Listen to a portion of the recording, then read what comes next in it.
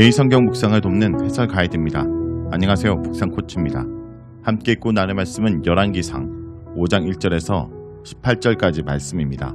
하나님께 지혜와 부와 장수 등의 큰 복을 받음으로 왕권이 안정된 솔로몬은 드디어 아버지 다윗의 수건이었던 여호와의 성전을 짓습니다.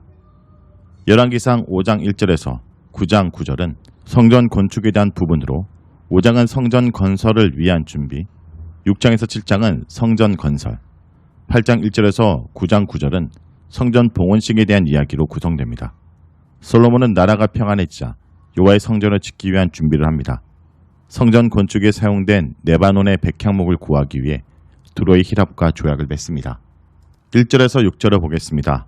1절에서 6절은 솔로몬의 성전 건축 준비 부분입니다. 다윗과 평생 우호적인 관계를 맺고 있던 두로의 왕 히랍은 다윗이 죽고 솔로몬이 왕위에 오르자 그에게 자신을 보내 하친을 청합니다. 아버지 다윗과 맺었던 좋은 관계를 아들인 솔로몬과 이어가기를 원했기 때문입니다. 이런 히랍의 요청을 솔로몬은 흔쾌히 받아들이고 사신을 보내 자신이 필요한 것들을 요청합니다. 3절에서 6절은 솔로몬이 히랍에게 전한 말로 핵심은 여호와의 성전을 짓는데 필요한 백향목을 보내달라는 것입니다. 3절에서 솔로몬은 다윗이 여호와의 성전을 짓지 못한 이유를 설명합니다. 여기서 당신도 알거니와 라는 표현은 히람과 다윗의 매우 친밀했던 관계를 상기시키므로 다윗을 매개로 히람과 자신의 유대감을 강조하기 위한 것입니다. 솔로몬은 다윗이 성전을 짓지 못한 이유를 히람에게 상기시킵니다. 다윗은 계속해서 이어진 전쟁으로 여호와께서 모든 원수들을 자신의 발바닥의 밑에 두시길 기다렸습니다. 여기서 원수를 발바닥 밑에 둔다는 것은 원수의 목을 밟고 있는 승리의 모습을 상징적으로 표현한 것입니다. 사무엘하 7장에서 다윗은 성전을 짓고 싶어 했지만 하나님께서는 허락하지 않으셨고 대신 너를 모든 원수에게서 벗어나 편히 쉬게 하리라 라는 약속을 하셨습니다. 이것은 다윗 시대에는 여전히 전쟁이 많았다라는 솔로몬의 말과 일맥상통합니다. 역대기에서 다윗이 피를 많이 흘렸기 때문에 성전을 지을 수 없다라고 말하고 있어 열왕기는 성전을 짓는 조건으로 평화를 강조하고 있는 반면에 역대기는 정결함을 강조하고 있습니다. 4절에서 솔로몬은 자신이 여호와의 성전을 지어도 되는 두 가지 이유를 말합니다. 첫째, 아버지 다윗과는 달리 사방에 원수도 없고 재앙도 없는 평화를 얻었기 때문입니다. 둘째, 하나님께서 왕위를 이어받게 할 다윗의 아들이 여호와의 성전을 지을 것이라는 하나님의 말씀이 있었기 때문입니다. 구약 전통에서 성전이나 성막 등 하나님께서 계실 곳은 인간이 정한 것이 아니라 하나님께서 장소와 만드는 방식까지 정하셨기에 솔로몬은 여호와의 성전을 짓는 일이 하나님의 허락을 받고 하는 일임을 분명히 밝힙니다. 드디어 6절에서 솔로몬은 히랍에게 자신이 원하는 것을 요청합니다. 솔로몬은 성전을 짓는 데 필요한 레바논 백향목을 히람에게 조달해달라고 부탁합니다. 이스라엘은 시돈 사람처럼 백향목 벌목에 익숙한 자가 없기에 히람에게 부탁한다 하면서 대신에 자신이 필요한 인력과 경비를 제공하겠다고 말합니다.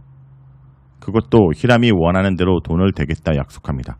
솔로몬은 히람에게 매우 공손하고 간곡하게 부탁합니다. 당시 고대 근동에서 레바논의 백향목은 최상의 목재로 가격도 비싸고 조달하기도 쉽지 않았기에 중개무역이 발달한 두로의 히랍 왕을 통해 목재를 조달하려고 했습니다. 솔로몬은 가장 좋은 나무로 성전을 지으려고 애쓴 것입니다. 다음은 7절에서 12절을 보겠습니다. 7절에서 12절은 성전 건축을 위한 교육입니다. 히람은 이런 솔로몬의 요청을 매우 반갑게 여겼습니다. 다윗과 맺었던 동맹을 그의 아들과 이어나가게 되었고 큰 거래를 얻었기 때문입니다. 먼저 히람은 여호와를 찬양합니다. 여기서 히람이 여호와를 찬양하는 것은 여호와에 대한 신앙이 아니라 솔로몬과 다윗이 믿는 신에 대한 인사입니다. 여기서 히람도 인근 나라들에 퍼져 있는 솔로몬의 뛰어난 지혜에 대해서 들었기 때문에 솔로몬의 지혜에 대한 칭찬으로 화답합니다. 히람은 솔로몬에게 4가지 사항을 전달합니다. 첫째는 솔로몬의 요청을 받아들여 백향목 나무를 보내줄 것이고 이에 더해 잣나무 제목까지 원하는 대로 보내주겠다고 약속합니다.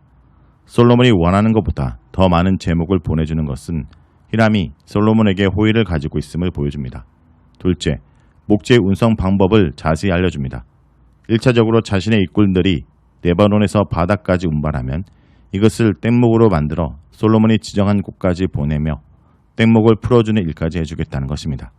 셋째, 솔로몬이 해야 할 일로 보낸 나무를 육지로 올려서 공사하는 곳까지 가져가라고 말합니다.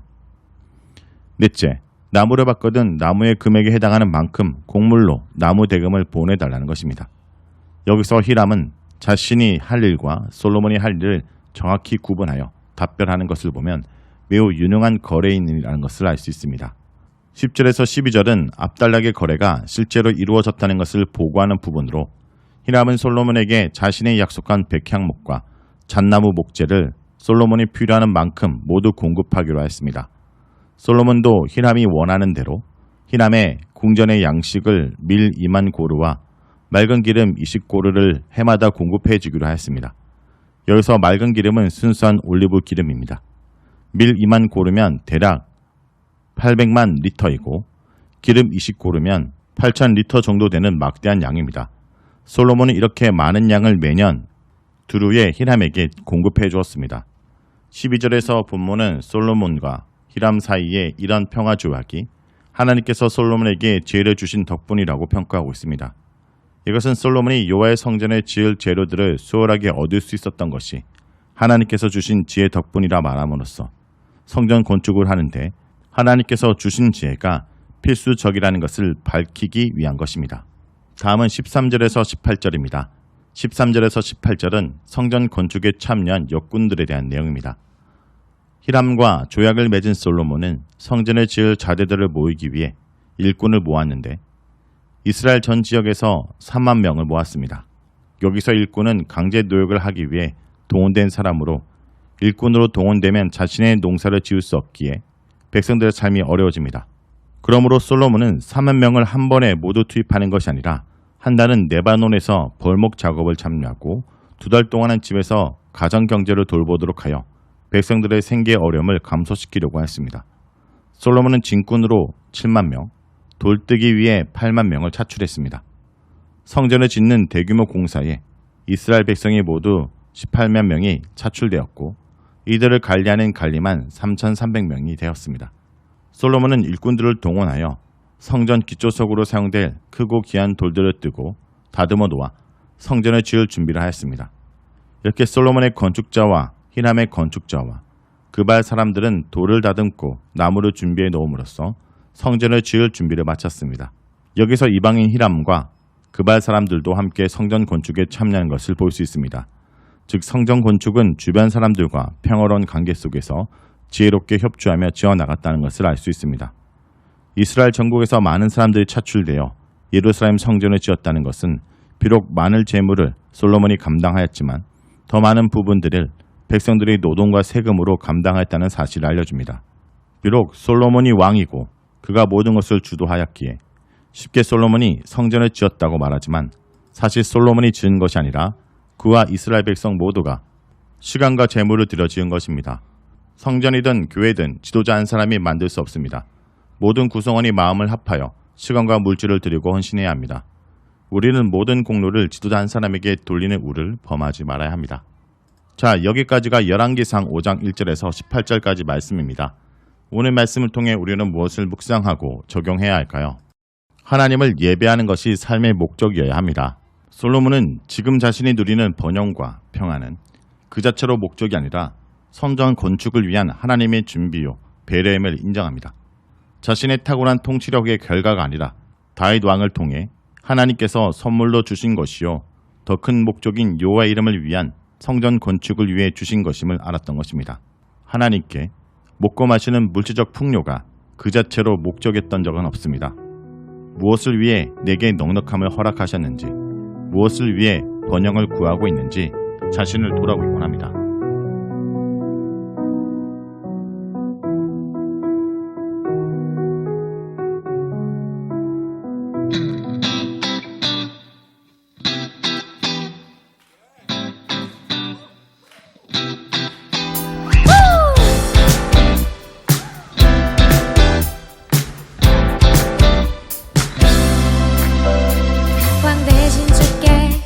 감사하세 그 사랑 영원하리라 모든 것 위에 뛰어나신 주 그 사랑 영원하리라 찬양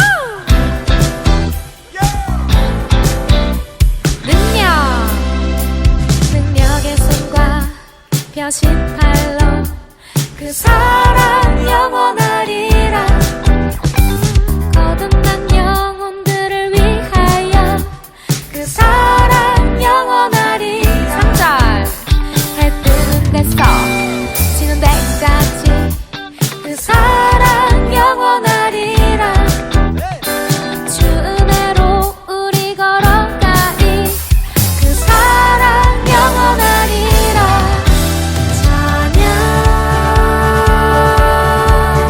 찬양 찬양 찬양 영원히 신실하신 능력의 하나님 영원히 함께하리 영원히 영원히 영원히 신실하신 능력의 하나님 영원히 함께하리 영원히 영원히